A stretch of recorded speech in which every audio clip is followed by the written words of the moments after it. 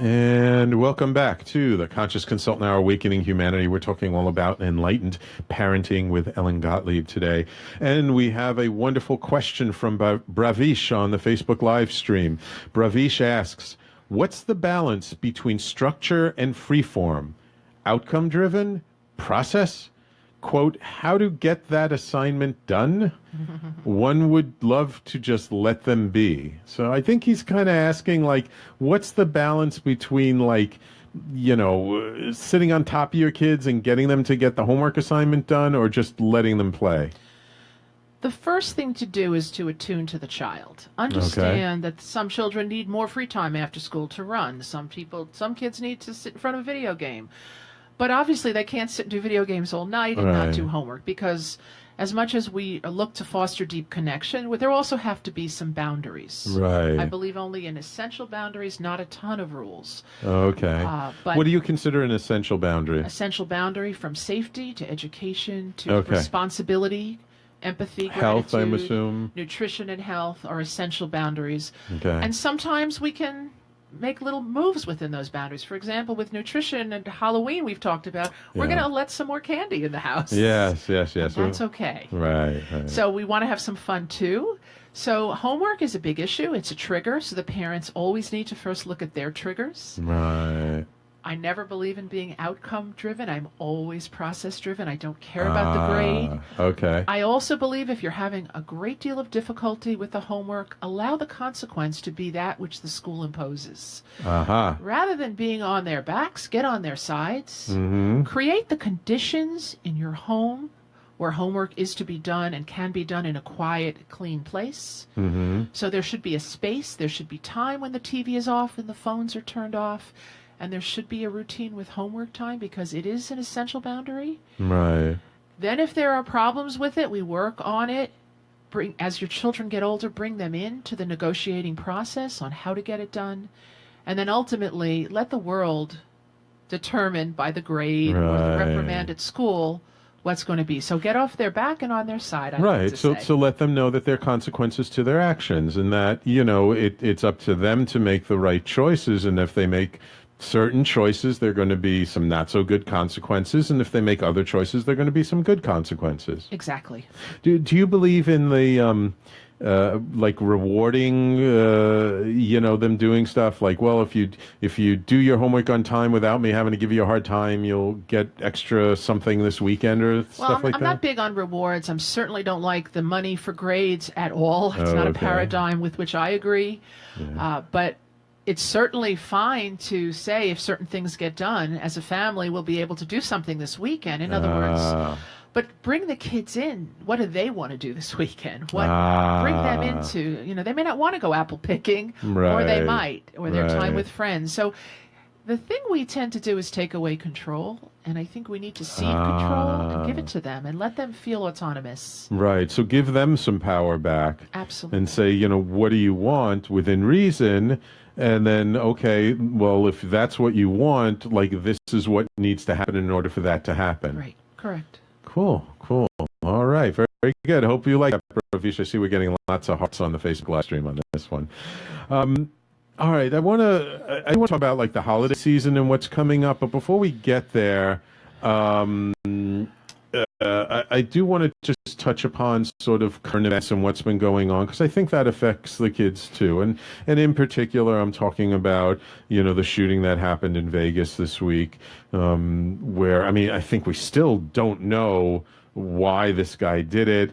And, you know, the kids, they're probably the first ones to hear about it through social media.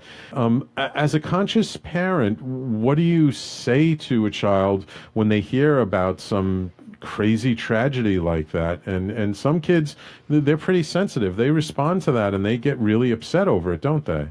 They do. Sometimes. Now, random events have always happened and will always happen. Absolutely. There is you and I spoke about the collective unconsciousness in this world. Yes.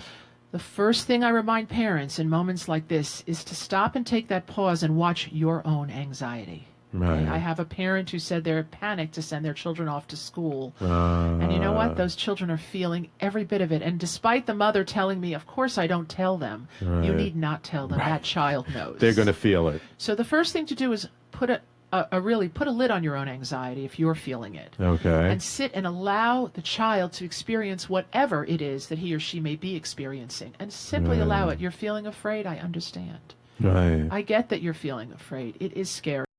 It does seem random. It was random. Yes. It could happen anywhere. And then remind your child that while these things make the news, and they certainly do, remind your child that it's still 1 in 100 million or so, and I'm really making up the quote, but it's still a very, very infinitesimal possibility that you will find yourself in that type of situation. Right. And that the power we have is to go on with our lives, to feel safe, to feel free, and to find joy.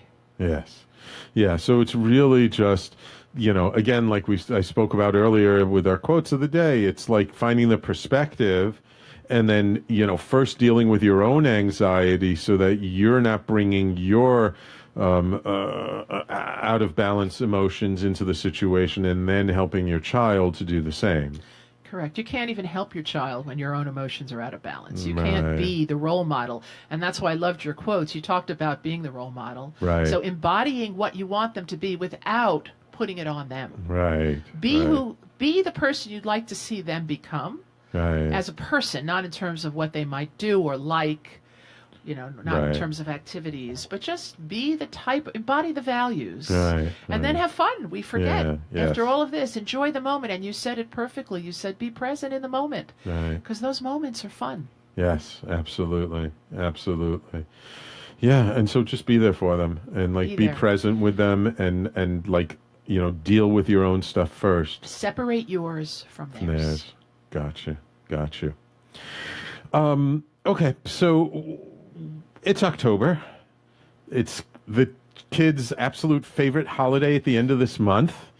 Lots of sugar and candy flying around. How do you have healthy boundaries around that? All these other kids are eating all this candy, and if your kid has it, they're going to be bouncing off the walls for a while.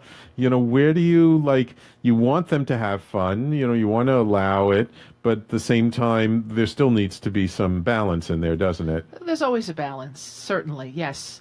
Focus on the costumes, maybe focus on some good deeds at this time of collecting some non-perishables or things like that, in addition to collecting candy to give away. There's ways of teaching gratitude and things and help and humanity and humanitarian values. But also, it's a time when there's going to be more candy. Yeah. So have fun with it. So there's candy for dinner one night. No one's ever died from a little extra sugar. I mean, of course, if your child is a diabetic. Right, that's a different story.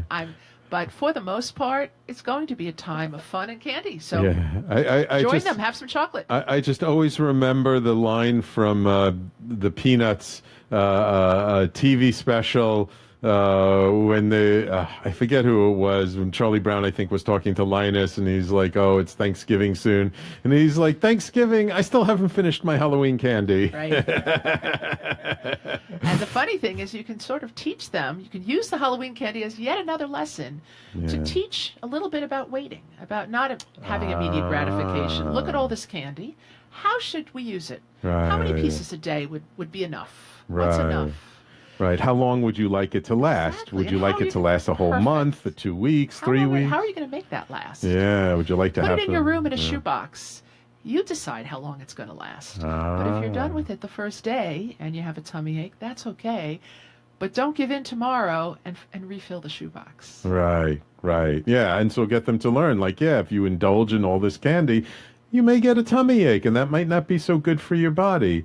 But if you're not going to listen to me, okay, try it for yourself and see how you feel. And then, they'll experience it for themselves. And if you do it without judgment, maybe they'll be a little bit more present to it to learn the lesson. Because sometimes it's like if we say, no, you can't have it, because if you eat it all, you'll get a tummy ache, then they're going to want it that much more because it is forbidden fruit, right? Yes, it need not be. Food should never be used as forbidden fruit. Food is just food for nourishment. Right. And if they do eat it all in one day, it won't be there the next day. And when they're sad the next day, allow them to be sad. Oh, it's so sad you ate all your candy. Yeah. I know, it's so hard not to have candy today. Yeah. Allow that, but don't mess with that boundary.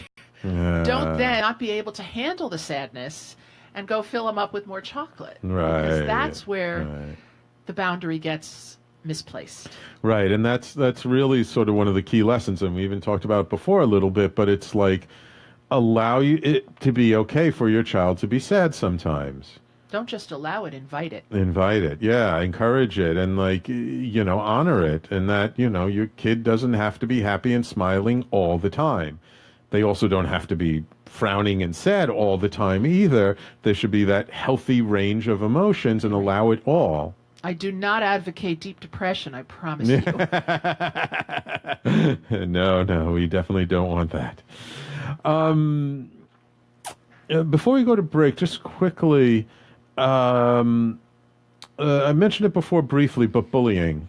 Any particular advice for parents who have to deal with bullying if their kids are getting bullied in school? Well, we talk about the parents of the child who is bullied, but we often don't talk about the parents dealing with the bully. Bully, yeah. And I believe there's a very fine line between the bullied and the bully. Yeah. It's really one and the same. Right. It's a co-creation of a need to control versus a disempowerment.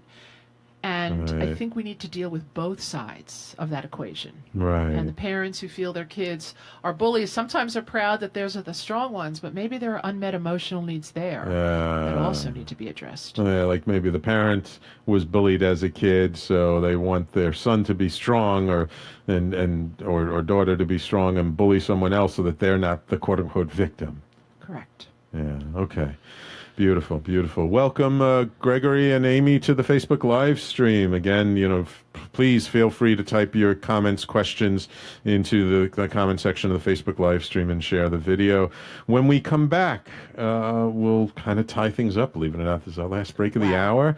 And we'll talk about maybe enlightened parents having to deal with unenlightened parents and see where that takes us. So everybody, please stay tuned. You're listening to the Conscious Consultant Hour, Awakening Humanity, and we'll be back right after these messages.